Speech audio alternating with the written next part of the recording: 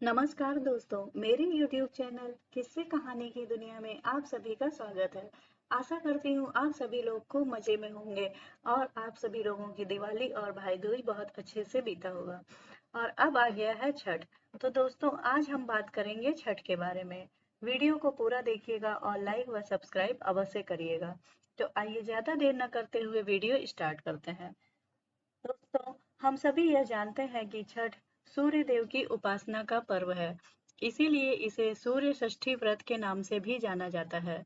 इसमें सूर्य की उपासना उनकी कृपा प्राप्त करने के लिए की जाती है।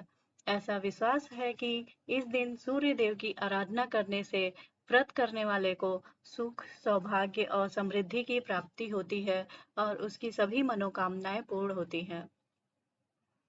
पुराणों में कहीं कार्तिकेय की पत्नी को षष्ठी देवी या छठी मैया माना गया है।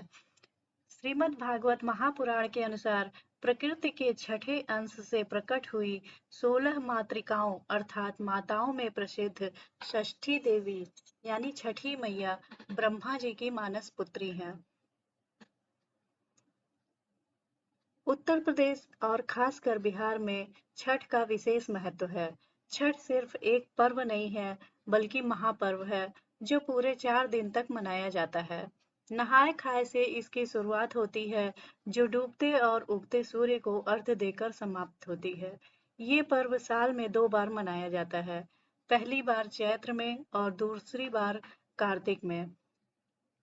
चैत्र शुक्ल पक्ष षष्ठी पर मनाए जाने वाले छठ पर्व को चैती छठ और कार्तिक शुक्ल पक्ष षष्ठी पर मनाए जाने वाले पर्व को कार्तिकी छठ कहा जाता है। पारिवारिक सुख समृद्धि और मनोवांछित फल प्राप्ति के लिए ये पर्व मनाया जाता है। इसका एक अलग ऐतिहासिक महत्व भी है। छठ पूजा की परंपरा कैसे शुरू हुई, इस संदर्भ में कई कथाएं प्रचलित है। एक मान्यता के अनुसार जब राम सीता 14 साल के वनवास के बाद अयोध्या लौटे, तब रावण वध के पाप से मुक्त होने के लिए उन्होंने ऋषि मुनियों के आदेश पर राजसूय यज्ञ करने का फैसला लिया। पूजा के लिए उन्होंने मुग्दल ऋषि को आमंत्रित किया। मुग्दल ऋषि ने मां सीता पर गंगा जल छिड़क कर पवित्र किया और कार्तिक मास के शुक्ल पक्ष की षष्ठी को सूर्य देव की उपासना करने का आदेश दिया।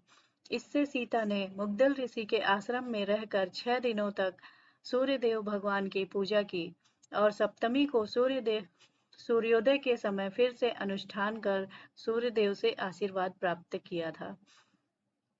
हिंदू मान्यता के मुताबिक एक कथा प्रचलित है कि छठ पर्व की शुरुआत महाभारत काल से हुई थी। इस पर्व को सबसे पहले सूर्य पुत्र कर्ण ने सूर्य की पूजा करके शुरू किया था। कहा जाता है कि कर्ण भगवान सूर्य के परम भक्त थे और वो रोज घंटों तक पानी में खड़े होकर उन्हें अर्घ्य देते थे। सूर्य की कृपा से ही वह महान योद्धा बने। आज भी छठ में अर्घ्य दान देने की यही परंपरा प्रचलित है। छठ के बारे में एक और कथा प्रचलित है। इसके मुताबिक जब पांडव सारा राजपाट जुए में हार गए, तब द्रौपदी ने छठ व्रत रखा था। इस व्रत से उनकी मनोकामना पूरी हुई थी और पांडवों को सब कुछ वापस मिल गया। लोक परंपरा के अनुसार सूर्य देव और छठी मैया का संबंध भाई बहन का है, इसलिए छठ के मौके पर सूर्य की आराधना फलदायी मानी जाती है। इन कथाओं के अलावा एक और कथा भी प्रचलित है। पुराणों के अनुसार प्रियव्रत नामक एक राजा की कोई संतान नहीं थी। इसके लिए उसने हर जतन कर डाले, लेकिन कोई फायदा नहीं हुआ। तब उस राजा को संतान प्राप्ति के लिए महर्षि कश्यप ने उसे पुत्र यज्ञ करने का परामर्श दिया। यज्ञ के बाद महारानी ने एक पुत्र को जन्म दिया, लेकिन वह मरा पैदा हुआ। राजा के मृत बच्चे की सूचना से पूरे नगर में शोक छा गया। कहा जाता है कि जब राजा मृत बच्चे को दफनाने की तैयारी कर रहे थे, तभी आसमान से एक ज्योतिर्मय विमान धरती पर उतरा। इसमें बैठी देवी ने कहा, मैं षष्ठी देवी हूँ और विश्व के समस्त बालकों की रक्षिका हूँ। इतना कहकर देवी ने शिशु के मृत शरीर को स्पर्श किया, जिससे वह जीवित हो उठा। इसके बाद से ही राजा ने अपने राज्य में यह त्योहार मनाने की घोषणा कर दी। तब से छठ का व्रत रखा जाता है। धन्यवाद।